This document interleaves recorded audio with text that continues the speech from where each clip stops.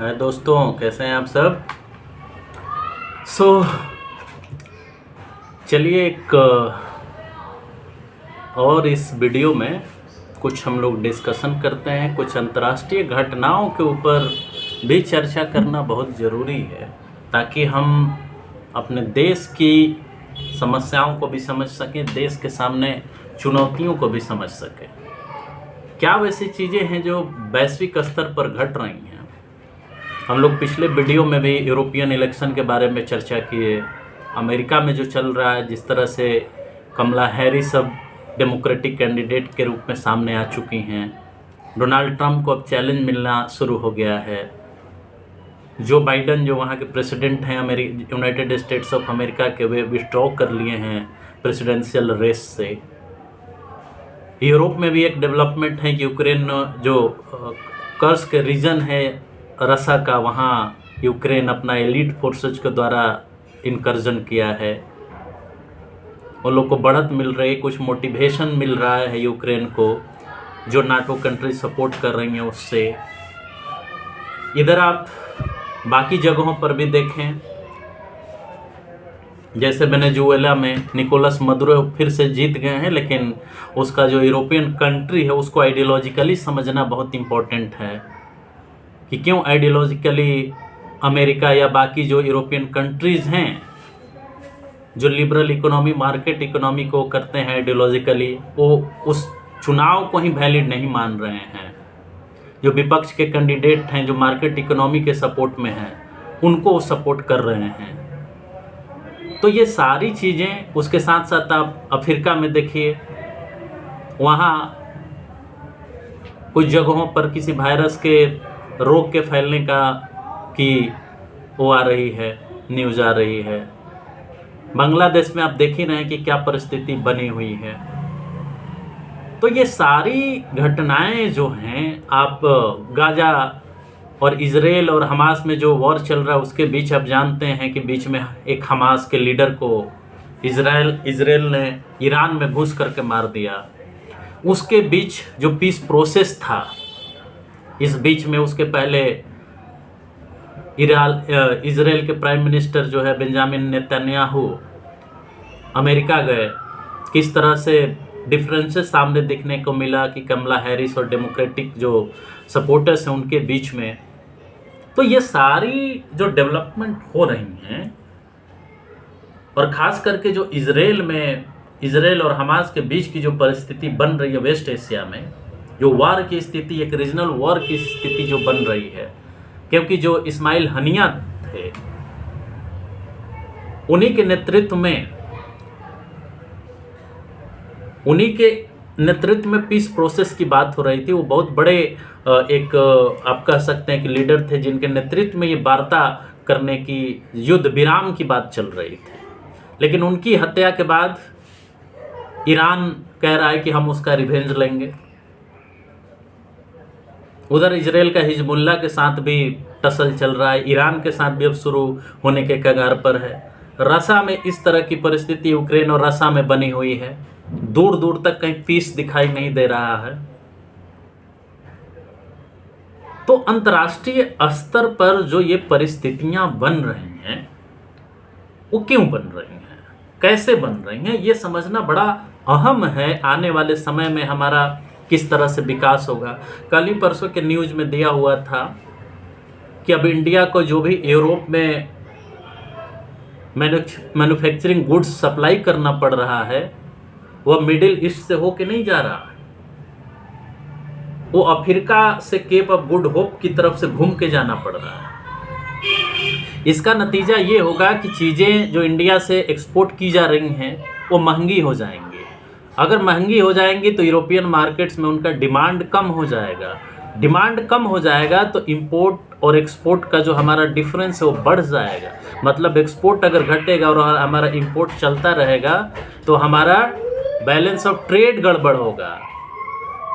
अगर ये गड़बड़ होता है तो हमारे आने वाले समय में जो डेवलपमेंट है, ग्रोथ है, उस पर उसका प्रभाव पड़ेगा, एम्प्लॉयमेंट पर प्रभाव पड़ेगा, बैलेंस ऑफ पेमेंट पर प्रभाव उसका पड़ेगा। इन्फ्लेशन बढ़ सकती है क्योंकि बहुत सारी चीज़ें हम इंपोर्ट करते हैं चाहे वो कैपिटल गुड्स हो, चाहे कंज्यूमर गुड्स हो।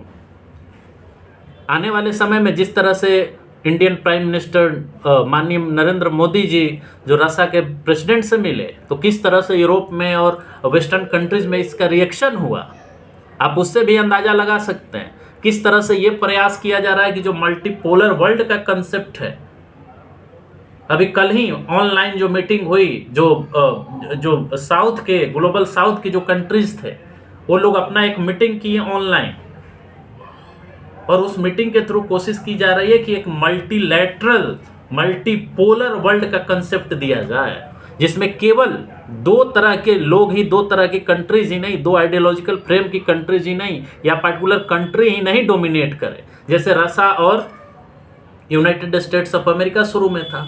आज जो China and United states of America का वो बनते जा रहा है कि यही दो बड़ी बड़ी कंट्रीज हैं, सुपर पावर हैं, around which the global politics will operate. तो इसको डिफाई करते हुए इंडिया कोशिश कर रहा है कि एक थर्ड फ्रंट, एक third kind of global politics शुरू हो, इंटरनेशनल पॉलिटिक्स शुरू हो, जिसमें साउथ की जो कंट्रीज हैं वो इंडिया से अलाइंड होकर के अपना बार्गेनिंग पावर बढ़ाएं, and they are emphasising that this is the multipolar world kind of concept. Multipolarity मतलब केवल बाइपोलर नहीं, बाइपोलर का मतलब होता है कि आइडियोलॉजिकली या टेरिटोरियली दो कंट्री के नेतृत्व में पूरा ग्लोबल ऑर्डर चल रहा हो। बाइपोलर मतलब दो, जैसे पहले आइडियोलॉजिकली हम देखें तो जो कोल्ड वॉर चल रहा था उसमें रसा नेतृत्व कर रहा था, यूएसएसआर आप कह सकते हैं, जो कम्युनिस्ट आइडियोलॉजी का नेतृत्व कर रहा था, और यूएसए जो था वो कैपिटलिस्ट आइडियोलॉजी, मार्केट इकोनॉमी का नेतृत्व कर रहा था। तो ये आइडियोलॉजिकल था। लेकिन 1990s में आकर के यूएसएसआर डिसइंटीग्रेट हो जाता है, कोलैप्स हो जाता है, तब रसा क्रिएट होता है, रसा सामने आता है। तब तक चाइना काफ़ी आगे आ चुका होता है 1970s के रिफॉर्म के बाद। डेंग जियोपिंग के नेतृत्व में जो चाइना का लिबरलाइजेशन हुआ, उसके बाद से वो काफ़ी प्रोग्रेस करता है और एक वर्ल्ड पावर के रूप में अपने आप को एस्टेब्लिश करता है। आज वो भी रिफ्लेक्शन है कि ये आइडियोलॉजिकल वॉर है जिसमें अमेरिका नेतृत्व कर रहा है liberal economic and liberal democratic order का, और कम्युनिस्ट चाइना जो है वो कम्युनिज्म के आइडियोलॉजी का नेतृत्व कर रहा है। बट ये एक हद तक ही सही है, क्योंकि मार्केट के इकोनॉमिक पॉइंट ऑफ व्यू से आप देखें तो मार्केट इकोनॉमी चाइना एडॉप्ट कर चुका है, लेकिन पॉलिटिकली जो है वो आज भी कम्युनिस्ट आइडियोलॉजी को फॉलो करने की बात करता है। इस पे एग्री डिसएग्री आप हो सकते हैं, लेकिन कहीं ना कहीं वो चीज़ें दिखाई दे रही हैं कि आइडियोलॉजिकल आज भी चीज़ें वो हो रही हैं। बट इंडिया जो है एक अलग प्रयास कर रहा है कि हम ये कह रहे हैं कि ये मल्टीपोलर वर्ल्ड है और ये ओवरलैप है। आप देखिए कि बहुत बड़े स्तर पर चाइना और इंडिया भी एक दूसरे से कोऑपरेट कर रहे हैं, जैसे ब्रिक्स है, एससीओ है, संघाई कोऑपरेशन ऑर्गेनाइजेशन है। तो इन सारे फोरम पे आप देखिए कि साउथ कोऑपरेशन बढ़ रहा है, बढ़ाने की बात हो रही है, एक अल्टरनेटिव क्रिएट करने की बात हो रही है यूनाइटेड नेशंस ऑर्गेनाइजेशन के पैरेलल। इंडिया कितनी बार कह चुका है कि the relevance of United Nations Organization is decreasing, UNO is not able to ensure the security and safety of the world. UNO is a failing. UNO is denying the permanent membership of India. So India is pursuing or arguing the multipolarity of global politics. आपके economic survey में, budget में इस बात का reflection है कि future uncertain होता जा रहा है। जो सप्लाई चेन है, global supply of goods and services का, वो हैम्पर हो रहा है, और इसका प्रभाव पड़ेगा इन्फ्लेशन के ऊपर, इसका प्रभाव पड़ेगा ग्लोबल ट्रेड के ऊपर, इसका प्रभाव पड़ेगा ग्लोबल ऑर्डर के ऊपर, पीस एंड स्टेबिलिटी के ऊपर। निश्चित तौर पर इससे कुछ कंट्रियों को फायदा जरूर होगा, कुछ बिजनेस कॉरपोरेशंस को फायदा होगा, खास करके जो वेपन्स बनाती हैं, लेकिन ओवरऑल लोगों का जो जीना है वो दुभर हो जाएगा। उस पर कैसे इसका प्रभाव पड़ेगा? जो बांग्लादेश में हुआ, एम्प्लॉयमेंट का इशू केवल बांग्लादेश और इंडिया का नहीं है, this is the global issue. and on that issue, world leaders, world countries are not able to handle this.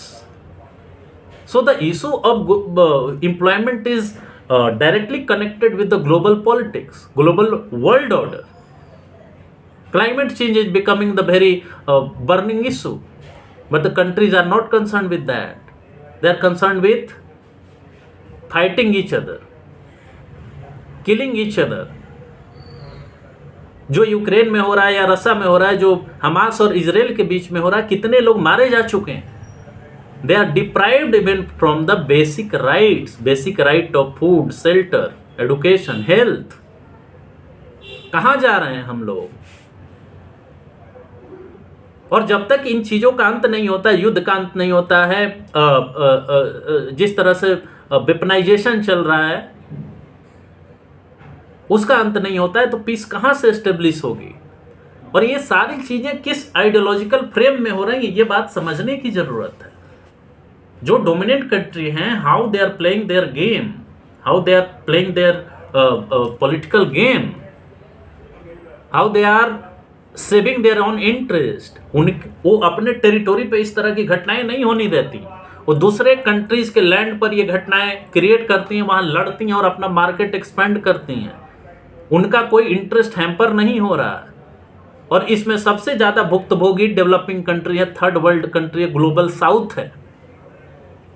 और इसी प्रयास को राष्ट्रीय अंतर्राष्ट्रीय स्तर पर आप देख रहे हैं कि ये प्रयास किया जा रहा है कि ग्लोबल साउथ का एक नैरेटिव क्रिएट किया जाए, एक आइडियोलॉजिकल फ्रेम क्रिएट किया जाए, ताकि हम अपनी समस्याओं को अपने स्तर पर निपटा सकें. जैसे ब्रिक्स बैंक का कंसेप्ट जानते हैं, तो जो मेजर इकोनॉमीज हैं, लैटिन अमेरिकन कंट्री जैसे ब्राज़ील हुआ, अफ्रीका में साउथ अफ्रीका हुआ, इंडिया हुआ, चाइना हुआ, ये सारे मिल करके ब्रिक्स बैंक का कंसेप्ट ला रहे हैं, ताकि एक ऐसा मल्टीलैटरल इंस्टीट्यूशन क्रिएट किया जा सके जो डेवलपिंग कंट्रीज, ग्लोबल साउथ के नीड को सेटिस्फाइड करे. They are trying to escape from the rhetoric and dominance of colonialism. हमने पीछे के वीडियो में आपके साथ डिस्कस किया कि नए तरह का कॉलोनियलिज्म किया जा रहा है जो वेस्टर्न कंट्रीज हैं उनके द्वारा. वो महज वॉर नहीं है यूक्रेन एंड रशिया के बीच में, इजराइल एंड हमास के बीच में. This is not मियर a war, regional war. Rather, this is being played in the broad framework of neoliberalism, neo-imperialism and neo-colonialism. इस तीनों कंसेप्ट को, नियोलिबरलिज्म को, नियो कॉलोनियलिज्म को, नियो इंपीरियलिज्म को आपको समझना होगा कि किस तरह से इसको बढ़ावा दिया जा रहा. तो क्या इस पूरे फ्रेमवर्क में जो आप देखेंगे कि जो कंट्रीज 1947-40 के दशक में आज़ाद हुई, जो इसकी भुक्त भोगी रही हैं, क्या वो इस नैरेटिव को आगे बढ़ाने का प्रयास करेंगी? ग्लोबलाइजेशन को एक जनरल फ्रेम मत ले लीजिए कि ग्लोबलाइजेशन में सब कोई इक्वली एक दूसरे के साथ फाइट कर रहा है, फाइट नहीं, compete कर रहा है, सबको इक्वल अपॉर्चुनिटी मिल रहा है. नहीं, ऐसा नहीं है. इस बात को समझना होगा, इस चीज़ को डिकंस्ट्रक्ट करना होगा, एग्जामिन करना होगा कि इस ग्लोबलाइजेशन, लिबरलाइजेशन और जो प्राइवेटाइजेशन के फ्रेमवर्क के आड़ में जो चल रहा है, उसमें आज भी ये बात एग्जिस्ट करती है कि कौन कितना पावरफुल है. निश्चित तौर पर उसका डायमेंशन बढ़ रहा है. डायमेंशन इस रूप में बढ़ रहा है कि जो शुरू के डेवलपिंग कंट्रीज थी, कॉलोनाइज्ड कंट्री थी, वो अब असर्टिव हो रही हैं, वो अपने आप को मजबूत कर रही हैं, अपने इकोनॉमी को मजबूत कर रही हैं, लेकिन ये बात उनको टॉलरेट नहीं हो रहा. और इसी भावना को, इसी भावना से जो ग्लोबल साउथ की कंट्रीज हैं वो कोशिश कर रही हैं कि वो अपना सिस्टम डेवलप करें. Because this Wars, this race, this kind of imperialism, colonialism are integral part of their diplomacies. जो डेवलप कंट्रीज हैं उनके डिप्लोमेसी का पार्ट है वॉर के माध्यम से अपने इंडस्ट्री को बढ़ाती हैं, डिमांड क्रिएट करती हैं, स्कार्सिटी ऑफ डिमांड क्रिएट करती हैं इकोनॉमीज में. किसी पार्टिकुलर कंट्री को कोलैप्स कराएंगे, वहाँ के सत्ता को करेंगे, अपने घर की समस्या को कभी भी समस्या नहीं बताएंगे, रादर वो दूसरे की कंट्री में इंटरवीन करेंगे. जैसे एक एग्जांपल लीजिए, जो अमेरिका में हुआ, जो बाइडन जब जीते और जिस तरह से व्हाइट हाउस पर कब्जे करने के प्रयास हुए, जिस तरह से वहाँ जो ब्लैक पॉपुलेशन उसके साथ डिस्क्रिमिनेशन होता है, जिस तरह वहाँ से वहाँ की जो कैंडिडेट हैं प्रेसिडेंशियल कैंडिडेट डेमोक्रेटिक पार्टी की, जिस तरह से उन पर आरोप लग रहा है कि वो ब्लैक हैं, महिला हैं, इंडियन आइडेंटिटी को करती हैं, जिस तरह से रिपब्लिकन पार्टी उसको हाईलाइट कर रही है, जिस तरह से वहाँ पे और लोगों के ऊपर अटैक हो रहा है, इससे क्या जस्टिफाई होता है कि अमेरिका बहुत अच्छा सिस्टम है? और अमेरिका ये ट्राई करता है कि हमारा सिस्टम पूरा वर्ल्ड फॉलो करे। वो कहता है कि हम डेमोक्रेटिक हैं, हम प्रिंसिपल्ड हैं, हम प्रिंसिपल के आधार पर ह्यूमन राइट्स का प्रोटेक्शन करते हैं। कहाँ है अमेरिका में ह्यूमन राइट्स का protection? And Americans are trying to impose those values and so called democratic ethics on the world. दूसरे कंट्री के इंटरनल अफेयर्स में इंटरफेयर करना। तो आज उनका जो भी रेट्रिक है, चाहे वो क्लाइमेट क्राइसिस का रेट्रिक हो, ह्यूमन राइट्स का रेट्रिक हो, डेमोक्रेसी का रेट्रिक हो, उनके एक पार्टिकुलर आइडियोलॉजिकल फ्रेम को पूरा करने का पूरा नैरेटिव है, जो कि नियो इंपीरियलिज्म है, नियो कॉलोनियलिज्म है, ग्रीन कैपिटलिज्म है। उसको आगे बढ़ाने के लिए ये सारे रेट्रिक्स का इस्तेमाल किया जाता है, और ये रेट्रिक्स हम लोग समझ रहे हैं। And that is why Global South is trying to understand this. That is why the Global South countries are saying that the peace is precondition for development.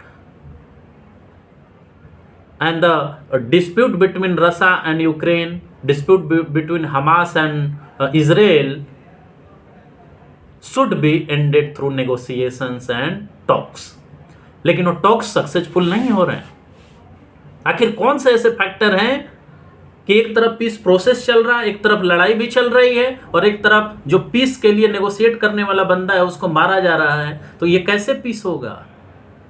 And if मान लीजिए कि ये रीजनल वॉर में Hamas और Israel का जो युद्ध चल रहा है, ये अगर रीजनल वॉर में बदल जाता है, तो आने वाले समय में आप समझिए कि आप अभी भी फ्यूल एनर्जी पर डिपेंड हैं, आपका एनर्जी सिक्योरिटी अभी भी फ्यूल पर डिपेंड है। How you are going to ensure that the inflation, the increase of the prices of fuels will not be there? अगर ये बढ़ेगा तो आपके यहाँ इन्फ्लेशन कितना बढ़ जाएगा? आपका पूरा ट्रांसपोर्ट सिस्टम उसी पर डिपेंड है। बाकी चीजें जो बाहर से इंपोर्ट आप करते हैं उसी मेडिटेरेनियन सी से आती है। आप जानते हैं कि हौती रेबल्स जो है अमेरिकन शिप्स पर जो भी अटैक किए, यूके के शिप्स पर जो अटैक किए, उससे पूरा सप्लाई चेन प्रभावित हुआ। So we need to think about alternative way of doing global politics. और इन सारी घटनाओं पर यह जानना जरूरी है कि इसका क्या इम्पैक्ट पड़ रहा है, क्या इम्पैक्ट पड़ेगा। अगर रशिया यूक्रेन के बीच का वार नहीं खत्म होता है तो क्या इसका प्रभाव पड़ेगा? एंड आप जानते हैं कि सैंक्शन के माध्यम से अमेरिका क्या करता है, because America has mentality to dominate the world, dominate the global politics, impose their own rules and regulations, impose their own interest in the name of democracy, in name of economic order. They are self-assumed leader of the world. तो इस बात को समझना है कि कितना ये prospect grim है कि पीस हम स्थापित कर पाए, चाहे यूक्रेन रशिया के बीच हो या हमास और इजराइल के बीच हो। अगर इन दो फ्रंट पे आप देखें, आप रशिया यूक्रेन के बीच देखें, चाहे इजराइल हमास के बीच देखें, अभी फिलहाल में यही सबसे बड़ा ग्लोबल पॉलिटिक्स का मुद्दा बना हुआ है। तो क्या सही मायने में जो स्टेक होल्डर्स हैं, स्टेक होल्डर्स का मतलब कि इजराइल के साइड से जो अमेरिका का सपोर्ट है, अमेरिका ये भी कर रहा है कि हम पीस चाहते हैं और ये भी सपोर्ट कर रहा है कि नहीं हम इजराइल को, how this double kind of politics should sustain. सारे स्टेक होल्डर्स को तो एक साथ आना पड़ेगा ना कि अगर आप पीस एस्टेब्लिश करना चाहते हैं। एक तरफ आप उनके लीडर को भी मारेंगे और एक तरफ आप पीस भी एस्टेब्लिश करेंगे। और क्या अचीव हुआ अक्टूबर 2023 का जो अटैक था, उस अटैक के बाद से क्या अचीव किया इजराइल ने? हमास पूरी तरह से खत्म हो गया? नहीं कर पाए ना। गाजा स्ट्रिप में। कहने का मतलब कि इस युद्ध से क्या अचीव हो रहा है, पूरे ग्लोबल इकोनॉमी पर इसका प्रभाव पड़ रहा है। यूक्रेन रशिया के बीच जो चल रहा है उसमें क्यों नहीं पीस इनिशिएटिव इनके साइड से भी आ रहा है, नासा की तरफ से, ये नाटो की तरफ से। Why they are not finding solution through the peace talks? आखिर ये क्यों नहीं हो पा रहा है? इसको समझने की जरूरत है। क्या वो चाहते भी हैं? क्या दोनों पक्ष, दोनों जगहों पर, चाहे यूक्रेन रशिया की बात हो, चाहे इजराइल हमास की बात हो, क्या दोनों पक्ष चाहते हैं क्या कि पीस स्थापित हो? कहीं पे जनता, जो कॉमन पीपल है, वो कहीं कंसिडरेशन में है क्या? हमको तो नहीं लगता ये कहीं भी कंसिडरेशन में है, क्योंकि दोनों साइड से, दोनों जगहों पर जनरल पब्लिक मारी जा रही है, उनका फैसिलिटी कोलैप्स कर रहा है, उनकी बेसिक राइट सेक्रीफाइस हो रहा है। United Nations Organization Security Council कहीं खड़ा दिख रहा है क्या आपको? From my understanding UNO is failed in this regard. जो ह्यूमैनिटेरियन क्राइसिस है वो कहीं एड्रेस होता हुआ दिख रहा है क्या? तो ये कहना है कि जो ग्लोबल ऑर्डर है that is very effective, that is very sensitive to the human rights, is complete misunderstanding. Complete misunderstanding. The so-called superpowers are failed in their attempts to address this humanitarian crisis. They are not addressing the issue of human being. They are not addressing the charter, the provision of the chapters of United Nations Organization. There is Universal Declaration of Human Rights. And where is the human rights in these two wars? तो क्या इस पूरे context में एक multipolar या third front की तरह का, जैसे नॉन अलाइनमेंट था आज़ादी के समय, आप जानते हैं कि नॉन अलाइनमेंट का कंसेप्ट जवाहरलाल नेहरू के द्वारा, पंडित जवाहरलाल नेहरू जो आपके फर्स्ट प्राइम मिनिस्टर थे, उनके द्वारा दिया गया। And the reason behind non alignment was what? The reason behind non alignment was that we are not going to take side of whether it is the sides of two opponents, bipolar opponents, that was communism and capitalism. हम America lead global order का भी साथ नहीं देंगे और नहीं communist lead order का। हम नॉन अलाइनमेंट, गुट निरपेक्षता, जो ये गुट बने हुए हैं ना, उनका हम उनके साथ हम नहीं रहेंगे। Rather we are going to have our own course of action, course of foreign policy. और उसमें मोस्टली डेवलपिंग जो कंट्रीज थे, मिस्र था, इंडिया था, चेकोस्लोवाकिया था, इंडोनेशिया था, ये सब मिल करके एक थर्ड फ्रंट की बात कर रहे थे, नॉन अलाइनमेंट की बात कर रहे थे। क्या ये सॉल्यूशन है? निश्चित तौर पर सारे जो ग्लोबलाइज वर्ल्ड है उसमें आपको एक बेहतर, एक स्टेबल रिलेशन रखना होगा, but we can't move on the basis of preoccupation and prejudices of imperialism and colonialism, जो कि इन दोनों वॉर में साफ साफ आपको दिख रहा है कि जो फॉर्मर कॉलोनियल पावर्स थे, इंपीरियल पावर्स थे, they are still imposing their own notions of peace and stability, which are not beneficial for the developing countries or global south. Of course these things are overlapping, but India is trying, developing countries are trying. Of course उसमें भी बहुत सारे contradictions हैं, China क्या चाहता है, India क्या चाहता है, इंडोनेशिया क्या चाहता है। Of course there might be a clash of interest, opinions, but one thing is very common among them। ये ग्लोबल साउथ के जो कंट्रीज हैं, इनमें एक चीज कॉमन ये है कि they have fought against colonialism and imperialism. तो एटलीस्ट ये अपने बीच में इंपीरियलिज्म और कॉलोनियलिज्म कम करेंगे या नहीं करेंगे, ये एक पॉजिटिव चीज है जो इनको कनेक्ट करता है। And they are facing similar issues on the front of climate change, climate crisis, economic crisis, employment and all. तो एटलीस्ट अगर ये मुकम्मल हो पाता है मल्टीपोलर वर्ल्ड का कंसेप्ट अगर हो पाता है, या थर्ड ग्लोबल साउथ फ्रंट बनाने की बात अगर होती है, तो शायद हम पीस इंश्योर कर सकें. Because the previous two fronts two kind different kind of bipolar world concept and global politics are not successful in establishing prosperity, stability, equality among the nations.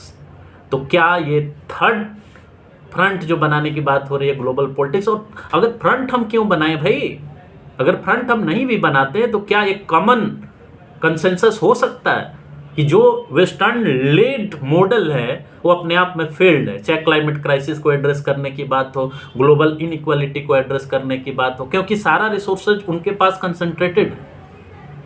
They are having access to all resources across the world. Developing countries are not getting their share. They are supplying the raw materials, they are supplying the labor force, cheap labor force, but they are not getting their own shares. So why not an alternative kind of global politics should be evolved, where there will be no place for war or attack on each other. निश्चित तौर पर आप कह सकते हैं कि ये थोड़ा सा यूटोपियन काइंड ऑफ आइडिया है,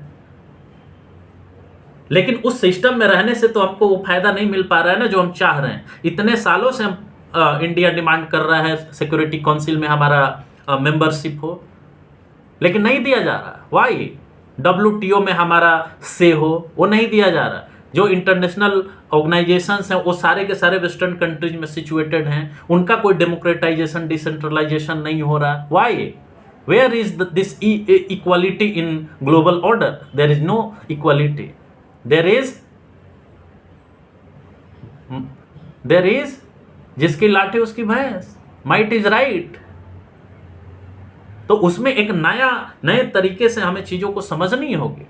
अगर ये ग्लोबल साउथ का पॉलिटिक्स इवॉल्व होता है तो शायद युद्ध का अंत भी हो, क्योंकि इन सारे कंट्रीज का एक ही मकसद है आज कि वो अपने पॉपुलेशन को कैसे गरीबी से बाहर निकालें, उन राष्ट्रों का आर्थिक विकास की कैसे हो, क्योंकि उनके रिसोर्सेज का केवल इस्तेमाल किया गया है, वहाँ के लोगों का विकास नहीं हुआ. So they are thinking that they should adopt their own model of development, and which is not wrong. Foreign का जो भी कंसेप्ट है वो आपके यहाँ इन टोटो अप्लाई नहीं हो सकता. So there is need for evolution of your own model, and there are lot of similarities between or among these South countries, global South countries. तो इन चीज़ों को आप समझिए और जानिए, क्योंकि ये चीज़ें केवल इंटरनेशनल लेवल पर घटित नहीं हो रही. आपके देश का व्यापार होता है, इंपोर्ट एक्सपोर्ट होता है. अगर शांति नहीं रहेगी ग्लोबल लेवल पर तो आपका एक्सपोर्ट भी प्रभावित होगा, इंपोर्ट भी प्रभावित होगा. अगर इंपोर्ट होने वाली वस्तु कहीं फंस गई रास्ते में, ट्रांजिट में, तो आपके यहाँ महंगाई बढ़ सकती है. अगर आपका एक्सपोर्ट नहीं होगा तो फॉरेन करेंसी नहीं आएगी. फॉरेन करेंसी नहीं आएगी तो आप जो चीज़ें इंपोर्ट करते हैं वो इंपोर्ट नहीं कर पाएंगे. So the economic development of the country is related with peaceful transit of goods and services across the world. और ये जो वॉर हो रहा है, जिस तरह का सिचुएशन ओवरऑल बन रहा है, जो लोग आज तक कहते थे, जो कंट्रीज कहते थे कि they are in favour of liberal trade, they are becoming protectionist. वो प्रोटेक्शन को एडॉप्ट करने लगे कि बाहर से जो माल आएगा सस्ता, उस पर हम रोक लगाएंगे, हमारे इंडस्ट्री को होना चाहिए. तो ये कहाँ से लिबरल इकोनॉमिक ऑर्डर है भाई? कहाँ से मार्केट इकोनॉमी है ये? So the votaries of this liberal economic order are now denying the same thing which was emphasised by them in the past. तो हमें नए तरीके तो ढूंढने होंगे ना, because we cannot stall our development. Because without development, we can't address the employment issue, we can't address the poverty, we can't address the human development index, sustainable development goals, climate crisis.